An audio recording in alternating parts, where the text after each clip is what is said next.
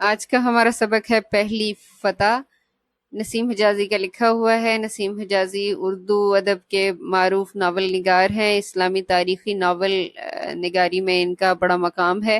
1914 میں گرداسپور میں پیدا ہوئے تھے اور 1996 میں پاکستان میں انہوں نے انتقال کیا تھا۔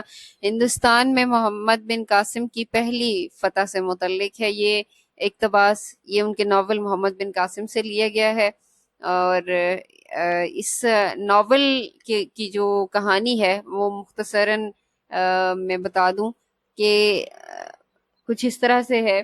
جیسا کہ ہم جانتے ہیں کہ محمد بن قاسم ہندوستان میں 712 میں آیا تھا، اور پھر اس کے بعد یہاں پر اسلام باقاعدہ طور پر ہندوستان میں پھیلا اور اسلامی ریاست کی بنیاد پڑی۔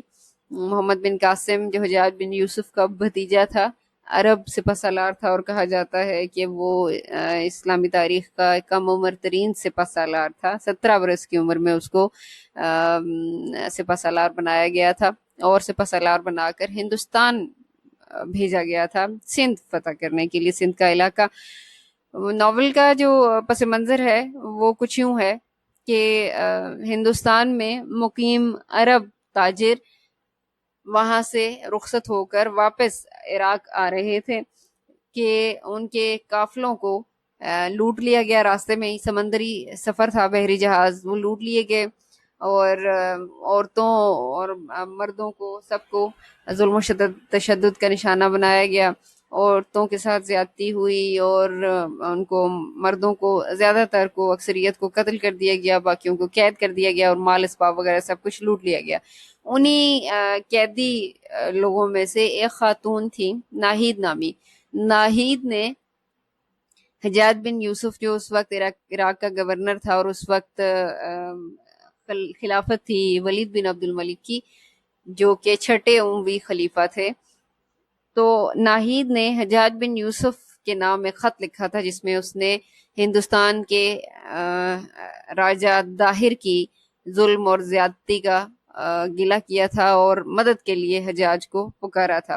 حجاج کے پاس جب وہ خط پہنچا اور جب اس نے پڑھا تو اس کی غیرت کو یہ گوارا نہ ہوا، اور اس نے ایک لشکر تیار کیا جس کی قیادت محمد بن قاسم کے حوالے کی، اور ان کو ہندوستان رخصت کر دیا تاکہ وہ وہاں پر پھنسے ہوئے قید میں جو عرب ہیں ان کو چھڑا لے آئیں، اور ساتھ ہی ہندوستان میں باقاعدہ اسلامی سلطنت کی بنیاد رکھتی جائے۔ یہ ایک پس منظر ہے ہلکا سا اس ناول کا۔ یہ جو آپ کا سبق ہے یہ مخصوص حصہ ہے ناول کا، جہاں پر محمد بن قاسم اپنے اس لشکر کے ساتھ نکلتا ہے دمشق سے، اور پھر وہ ہندوستان کے علاقے میں داخل ہوتا ہے۔ صبح کی نماز کے بعد دمشق کے لوگ بازاروں اور مکانوں کی چھتوں پر کھڑے محمد بن قاسم کی فوج کا جلوس دیکھ رہے تھے۔ دمشق یہ شام کا دارالحکومت ہے۔ دنیا کی تاریخ میں یہ پہلا واقعہ تھا کہ فوج کی قیادت ایک 17 سالہ نوجوان کے سپرد تھی۔ دمشق سے لے کر بصرہ تک راستے کے ہر شہر اور بستی سے کئی کم سن لڑکے، نوجوان اور بوڑھے اس فوج میں شامل ہوئے۔ کوفہ اور بصرہ میں محمد بن قاسم کی روانگی کی اطلاع مل چکی تھی، اور نوجوان عورتیں اپنے شوہروں، مائیں اپنے بیٹوں، اور لڑکیاں اپنے بھائیوں کو نوجوان سالار کا ساتھ دینے کے لیے تیار رہنے پر آمادہ کر رہی تھیں۔ کوفہ اور بصرہ عراق کے شہر ہیں۔ یہ لشکر چونکہ روانہ ہو چکا تھا، دمشق سے نکلا تھا، تو تمام عرب کے تمام مسلمانوں میں وہ غیرت کا جذبہ اس قدر پھیل چکا تھا اور اس قدر بڑھ چکا تھا کہ وہ سب لوگ اپنی غیرت کو اور عزت کو بچانے کے لیے تیار تھے۔ مائیں اپنے بیٹوں کو اس لشکر میں شامل ہونے پر آمادہ کر رہی تھیں، لڑکیاں اپنے بھائیوں کو، عورتیں اپنے شوہروں کو بھیج رہی تھیں کہ یہ اب مسلمان قوم کی غیرت کا سوال ہے۔ یہ ایک مظلوم اور بے بس عرب عورت ناہید جس نے خط لکھا تھا، وہ وہاں نہ صرف وہ بلکہ اس کے ساتھ اور بہت سے لوگ وہاں پر ایک راجہ طاہر کی قید میں تھے۔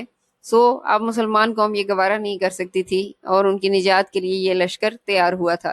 غیور قوم کی ایک بے کس بیٹی کی فریاد بصرہ اور کوفہ کے ہر گھر میں پہنچ چکی تھی۔ غیور، غیرت مند۔ بصرے کی عورتوں میں زبیدہ کی تبلیغ کے باعث یہ جذبہ پیدا ہو چکا تھا کہ ناہید کا مسئلہ قوم کی ہر بہو بیٹی کا مسئلہ ہے۔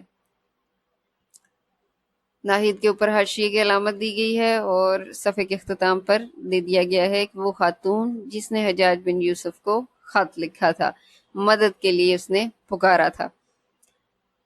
زبیدہ یہ حجاج بن یوسف کی بیٹی ہے اور محمد بن قاسم کی منگیتر بھی۔ نوجوان لڑکیاں مختلف محلوں اور کوچوں سے زبیدہ کے گھر آتی ہیں اور اس کی تقاریر سے ایک نیا جذبہ لے کر واپس جاتی۔ خرابی صحت کے باوجود محمد بن قاسم کی والدہ بصرہ کی معمر عورتوں کی ایک ٹولی کے ساتھ جہاد کی تبلیغ کے لیے ہر محلے کی عورتوں کے پاس پہنچتی۔ معمر عمر رسیدہ، زیادہ عمر کی۔ محمد بن قاسم کی والدہ بیمار تھیں، لیکن اس کے باوجود بھی لوگوں کو وہ جہاد کی تبلیغ کرنے کے لیے ہر محلے میں خواتین کے پاس جا رہی تھیں، ان کے اندر یہ تحریک پیدا کرنے کے لیے کہ وہ اپنے شوہروں، بیٹوں اور بھائیوں کو اس جہاد میں شرکت کے لیے آمادہ کریں۔ زبیدہ نے چند نئے سپاہیوں کو گھوڑے اور اسلحہ جات باہم پہنچانے کے لیے اپنے تمام زیورات بیچ ڈالے۔ بصرہ کی تمام امیر و غریب گھرانوں کی لڑکیوں نے اس کی تقلید کی، تقلید پیروی کو کہتے ہیں، اور مجاہدین کی اعانت مدد کے لیے بصرہ کے بیت المال کو چند دنوں میں سونے اور چاندی سے بھر دیا۔ بیت المال کہہ سکتے ہیں قومی خزانہ جو ہوتا ہے۔ امیر و غریب گھرانوں کی لڑکیوں نے بڑی جوش و خروش کے ساتھ اس جہاد میں حصہ لیا، مالی جہاد میں انہوں نے حصہ لیا کہ انہوں نے مجاہدین کی مدد کے لیے اپنے زیورات تک بیت المال میں دے دیے تھے۔ عراق کے دوسرے شہروں کی خواتین نے اس کار خیر میں بصرہ کی عورتوں سے پیچھے رہنا گوارا نہ کیا اور وہاں بھی لاکھوں روپے جمع ہو گئے۔ کار خیر، نیک کام۔ عراق کے تمام شہروں میں خواتین کے جذبے کا یہی حال تھا۔ محمد بن قاسم نے بصرہ میں 3 دن قیام کیا۔ اس کی آمد سے پہلے بصرہ میں حجاج بن یوسف کے پاس مکران کے گورنر محمد بن ہارون کا یہ پیغام پہنچ چکا تھا کہ عبید اللہ کی قیادت میں 20 آدمیوں کا جو وفد دیبل بھیجا گیا تھا، اس میں سے صرف 2 نوجوان جان بچا کر مکران پہنچنے میں کامیاب ہوئے ہیں، باقی تمام دیبل کے گورنر نے قتل کر دیے ہیں۔ اس خبر نے بصرہ کے عوام میں انتقام کی سلگتی ہوئی آگ پر تیل کا کام دیا۔ محمد بن ہارون کی طرف سے یہ پیغام پہنچا تھا، جو کہ مکران کا گورنر تھا۔ مکران جو ہے یہ ساحلی علاقہ ہے، بلوچستان اور سندھ کے ساتھ ساتھ ساحلی جو علاقہ ہے مکران کا علاقہ، وہاں کا یہ گورنر تھا۔ دیبل کراچی کا پرانا نام ہے، کراچی کا جو ساحلی علاقہ ہے، ساحلی پٹی، وہ سارا علاقہ پہلے دیبل کہلاتا تھا۔ عبید اللہ کی قیادت میں 20 آدمیوں کا ایک وفد بھیجا گیا تھا بات چیت کرنے کے لیے راجہ داہر سے، اس کو آمادہ کرنے کے لیے کہ وہ عرب قیدیوں کو چھوڑ دے، لیکن دیبل کے گورنر نے اس وفد کو قتل کروا دیا۔ صرف 2 نوجوان جان بچا کر مکران پہنچے تھے محمد بن ہارون کے پاس۔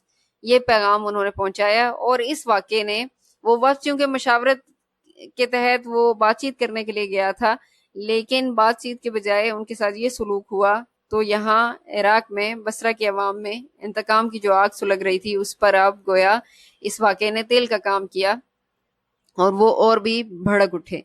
دمشق سے روانگی کے وقت محمد بن قاسم کی فوج کی تعداد کل 5000 تھی، لیکن جب وہ بصرے سے روانہ ہوا تو اس کے لشکر کی مجموعی تعداد 12000 تھی، جن میں سے 6000 سپاہی گھوڑ سوار تھے، 3000 پیدل اور 3000 سامان رسد کے اونٹوں کے ساتھ تھے۔ سامان رسد جو سفر کا ساز و سامان تھا۔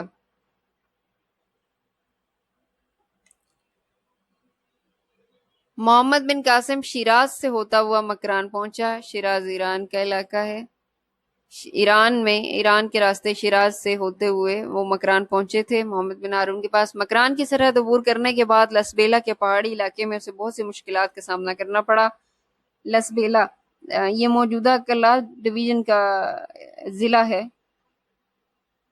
جب محمد بن قاسم نے اس پر حملہ کیا تھا تو اس وقت اس کا نام لسبیلا نہیں تھا، ربیل نام تھا اس کا۔ بھیم سنگھ 20,000 فوج کے ساتھ لسبیلا کے سندھی گورنر کی اعانت کے لیے پہنچ چکا تھا۔ بھیم سنگھ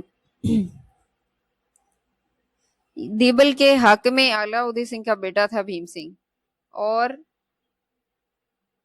یہ 20,000 کی فوج کے ساتھ لسبیلا کی سندھی گورنر کی مدد کو پہنچا تھا۔ اس نے ایک مضبوط پہاڑی قلعے کو اپنا مرکز بنا کر تمام راستوں پر اپنے تیر انداز بٹھا دیے۔ اپنے باپ کی مخالفت کے باوجود وہ راجہ کو اس بات کا یقین دلا چکا تھا کہ اس کے 20,000 سپاہی 12,000 مسلمانوں کو لسبیلا سے آگے نہیں بڑھنے دیں گے۔ مسلمانوں کے پہاڑی علاقے میں داخل ہوتے ہی بھیم سنگھ کے سپاہیوں نے اکا دکا حملے شروع کر دیے۔ 30-40 سپاہیوں کا گروہ اچانک کسی ٹیلے یا پہاڑی کی چوٹی پر نمودار ہوتا اور آن کی آن میں دیکھتے ہی دیکھتے محمد بن قاسم کی فوج کے کسی حصے پر تیر اور پتھر برسا کر غائب ہو جاتا۔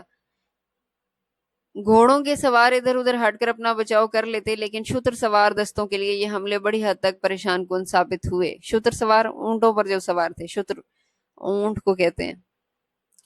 بعض اوقات بدک کر ادھر ادھر بھاگنے والے اونٹوں کو منظم کرنا حملہ کرنے والوں کے تعاقب سے زیادہ مشکل ہو جاتا۔ اونٹوں کو سنبھالنا بڑا مشکل کام تھا، وہ بدکنے لگتے تھے اور ادھر ادھر بدحواس ہو جاتے تھے۔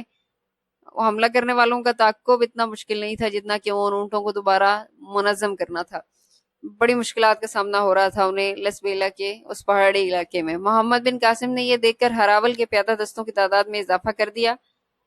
ہراول دستے لشکر کے جو آگے آگے چلنے والا دستہ ہوتا ہے، سب سے آگے جو دستہ رکھا جاتا ہے اس کو ہراول کا دستہ کہتے ہیں۔ لیکن حملہ آوروں کی ایک جماعت آگے سے کترا کر بھاگتی اور دوسری جماعت پیچھے سے حملہ کر دیتی۔ ایک گروہ کسی ٹیلے پر چڑھ کر لشکر کے دائیں بازو کو اپنی طرف متوجہ کرتا اور دوسرا بائیں بازو پر حملہ کر دیتا۔